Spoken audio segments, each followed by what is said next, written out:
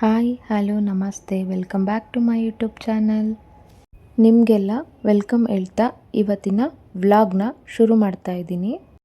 ನಾವಿವತ್ತು ನಮ್ಮ ಅಜ್ಜಿ ಊರಿಗೆ ಹೋಗ್ತಾ ಇದ್ದೀವಿ. ಊರಲ್ಲಿ ಹಬ್ಬ ಇರೋದ್ರಿಂದ ಊರಿಗೆ ಹೋಗ್ತಾ ಇದ್ದೀವಿ. ಚಿತ್ರದುರ್ಗ ಹತ್ರ ಒಂದು ಹಳ್ಳಿ ಕೊಳ್ಳಾಳು ಗ್ರಾಮ. ಎಲ್ಲೂ ಸ್ಕಿಪ್ ಮಾಡದೆ ಪೂರ್ತಿ ವಿಡಿಯೋ ನೋಡಿ. ಹಬ್ಬ ಏನಂದರೆ ವೀರಭದ್ರೇಶ್ವರ ಸ್ವಾಮಿಯ ಜಾತ್ರಾ ಮಹೋತ್ಸವ ಇತ್ತು, ಹಾಗಾಗಿ ಹೋಗ್ತಾ ಇದ್ದೀವಿ.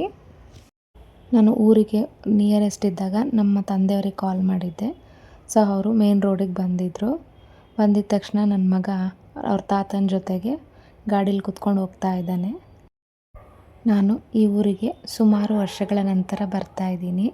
ನಾನು ಹುಟ್ಟಿ ಬೆಳೆದಂಥ ಊರಿದು.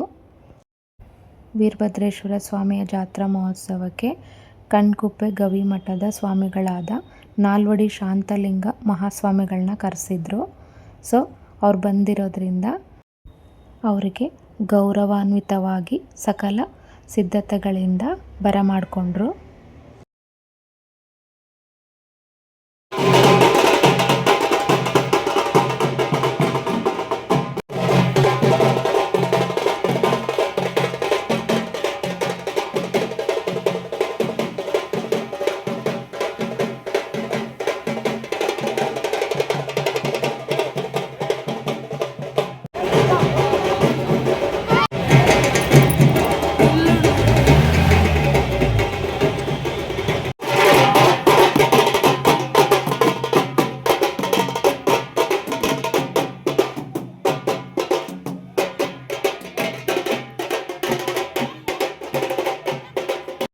ಎಲ್ಲರೂ ದೇವಸ್ಥಾನದ ಹತ್ರ ಬಂದು ಸೇರಿದರು.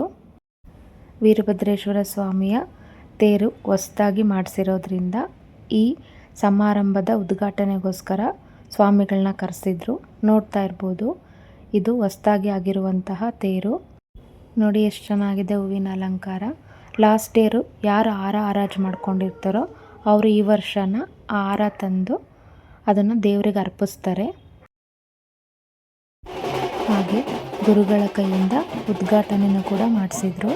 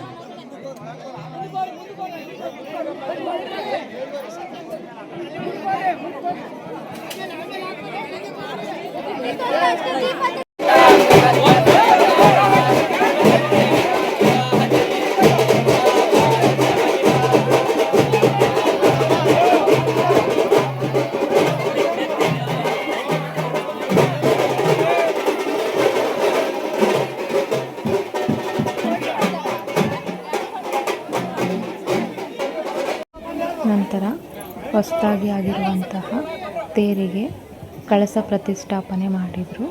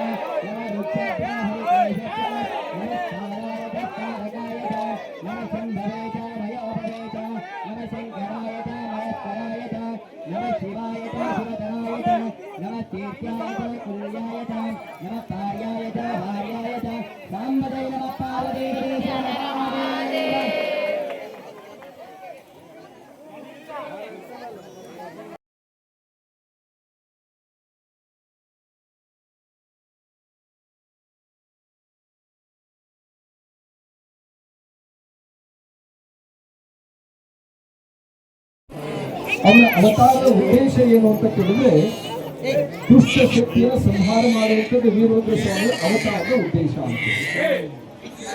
ಯಾವ ದಕ್ಷ ಪ್ರಜಾಪತಿ ರಾಜಸೂಯ ಮಹಾಯಜ್ಞವನ್ನು ಆಯೋಜನೆ ಮಾಡ್ತಾನೆ. ಉದ್ದೇಶ ಏನಾಗಿತ್ತು? ಶಿವ ಮತ್ತು ಸತಿ ದೇವರಿಗೆ ಅಪಮಾನ ಮಾಡಬೇಕು ಅನ್ನೋ ಉದ್ದೇಶಕ್ಕಾಗಿ ಆಯೋಜನೆ ಮಾಡ್ತಾನೆ. ಆಯೋಜನೆ ಮಾಡಿರ್ತಕ್ಕಂಥ ಸ್ಥಳ ಯಾವುದು ಅಂತ ಕೇಳಿದ್ರೆ ಹರಿದ್ವಾರ್ ಮತ್ತು ಋಷಿಕೇಶ ಮಧ್ಯದಲ್ಲಿ ಸುಮಾರು 10,000 ಎಕರೆ ಪ್ರಮಾಣದಲ್ಲಿ ಆಯೋಜನೆ ಮಾಡ್ತಾನೆ ದಕ್ಷ ಪ್ರಜಾಪತಿ. ಆ ಯಾಗಕ್ಕೆ ಎಲ್ಲ ದೇವಾನು ದೇವತೆಗಳು, ಯಕ್ಷ, ರಾಕ್ಷಸ, ಗಂಧರ್ವ, ಕಿನ್ನರ, ಕಿಂಪುರುಷರು, ನರಮುನಿ, ಋಷಿಗಳು ಎಲ್ಲರೂ ಆವಾಹನೆ ಮಾಡ್ತಾರೆ. ಎಲ್ಲರೂ ಬಂದಿರ್ತಾರೆ. ಅಲ್ಲಿ ಬರುವಂತ ಸಂದರ್ಭದಲ್ಲಿ ಕೈಲಾಸದಲ್ಲಿರುವಂತ ಶಿವ ಪಾರ್ವತಿಯರಿಗೆ ತಿಳಿಯುತ್ತೆ. ಪಾರ್ವತಿ ಚಂದ್ರದೇವನನ್ನು ಬರಮಾಡಿಕೊಂಡು ಕೇಳ್ತಾಳೆ, ಯಾವ ಉದ್ದೇಶಕ್ಕಾಗಿ ನೀವೆಲ್ಲ ದೇವತೆಗಳು ಈ ಕಡೆ ಹೋಗ್ತಾ ಇದ್ದೀರಾ ಅಂತ. ಅವಾಗ ಚಂದ್ರದೇವ ಸತೀದೇವಿಗೆ ಹೇಳಿದ, ನಿನ್ನ ತಂದೆಯಾಗಿರ್ತಕ್ಕಂಥ ದಕ್ಷ ಪ್ರಜಾಪತಿ ರಾಜಸೂಯ ಮಹಾಯಜ್ಞವನ್ನು ಆಯೋಜನೆ ಮಾಡಿದ್ದಾನೆ. ಆ ಮಹಾಯಜ್ಞಕ್ಕೆ ನಾವೆಲ್ಲರೂ ಕೂಡ ಹೋಗ್ತಾ ಇದ್ದೇವೆ ಅಂತ. ಅವಾಗ ಅವಳಿಗೆ ವಿಷಾದ.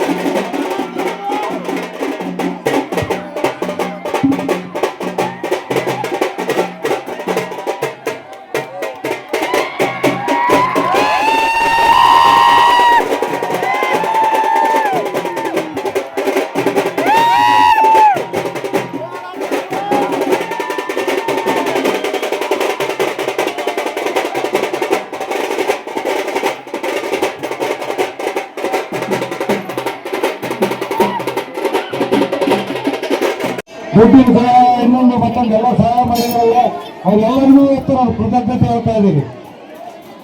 ಏನಪ್ಪ, ಇವತ್ತು ಇಷ್ಟೊಂದು ದೇವಿ ಇವತ್ತು ಆಗಕ್ಕೆ ಎಲ್ಲ ದಾನಿಗಳೇ ಕಾರಣ. ನಮ್ಮ ಹತ್ರ ದೇವಸ್ಥಾನಕ್ಕೆ ದುಡ್ಡು ಇರಲಿಲ್ಲ. ಆಮೇಲೆ ಬೆಳ್ಳಿ ಕಿರೀಟ ದಾನಿಗಳು ಅಷ್ಟೇ 3 ಜನ ಸೇರಿ ಬೆಳ್ಳಿ ಕಿರೀಟವನ್ನು ಮಾಡಿಸಿದ್ದಾರೆ. ಅದನ್ನು ಏನೋ ಆಮೇಲೆ ತೇರಿ ಮನೆಗೂ ತೇರಿ ದುಡ್ಡೇ ಬಿಟ್ಟಿರೋದು. ತೇರಿ ಮನೆ ಜಾಗ ಕೊಟ್ಟಿದ್ದಾರೆ. ನಮ್ಮ ದೊಡ್ಡ ವಂಶದ್ದು ಅವರು ಜಾಗ ಕೊಟ್ಟು ಇದು ಮಾಡಿದ್ದಾರೆ. ಅವ್ರಿಗೂ ಕೃತಜ್ಞತೆ ಹೇಳ್ತಾ ಇದ್ದೀನಿ. ಈಗ ಹರಾಜು ಪ್ರಕ್ರಿಯೆ ಚಾಲಕತೆ ಮೊದಲನೇದು ಬಾವುಟ ಹರಾಜು ಮುಖ್ಯ ಬಾವುಟ ಅದೇ ಒಂದೇ ಕಳಿಸುತ್ತಾ ಇರೋದು ಪಂಚಮಿ ಬಾವುಟ.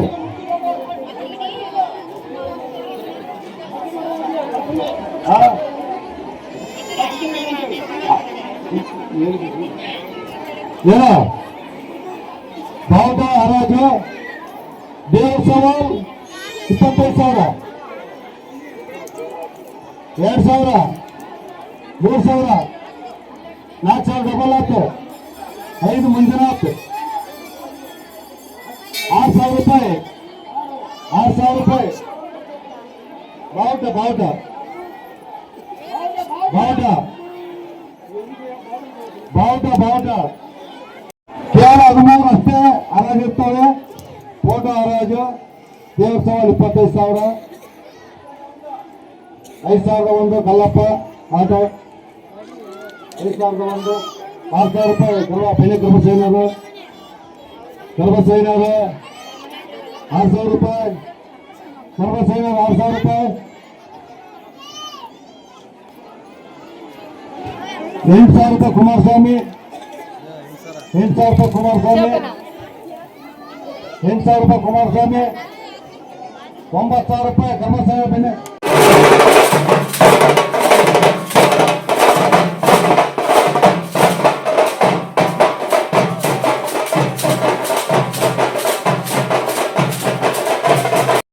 ತೇರು ಎಳ್ದಾದ್ಮೇಲೆ ನಾವು ದೇವಸ್ಥಾನದೊಳಗಡೆ ಬಂದ್ವಿ.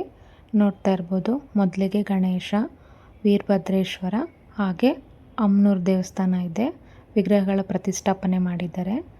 ನೋಡಿ ಎಷ್ಟು ಚೆನ್ನಾಗಿ ಅಲಂಕಾರ ಮಾಡಿದ್ದಾರೆ. ಸೊ ನಾವು ದೇವ್ರ ದರ್ಶನ ಮಾಡಿ ಒಂದು ಪೂಜೆ ಮಾಡಿಸ್ಕೊಂಡು ರಿಟರ್ನು ಮನೆಗೆ ಬಂದ್ವಿ.